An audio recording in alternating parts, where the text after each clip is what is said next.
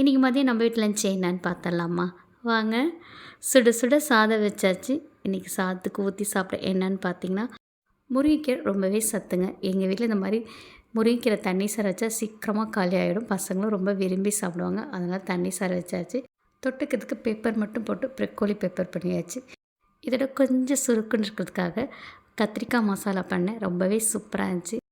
வெங்காயம், தக்காளி, கடுகு, உளுத்தம் பருப்புலாம் போட்டு வதக்கிட்டு, கத்திரிக்காயும் போட்டு நல்லா வதக்கிடுங்க.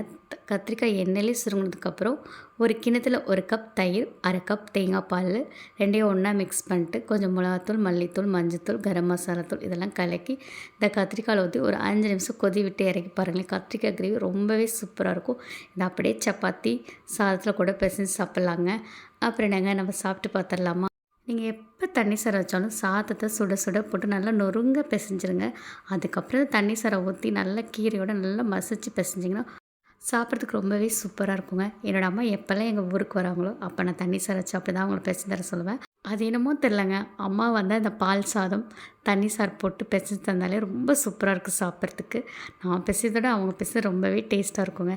நம்ம வீட்டு மதியம் சிம்பிள் லஞ்ச் இதுதாங்க. இந்த வீடியோ பிடிச்சிட்டு மறக்காமல் பாப்பிஸ்க்கு லைக் மட்டும் தட்டிடுங்க. செம்ம டேஸ்ட்டாக இருந்துச்சுங்க.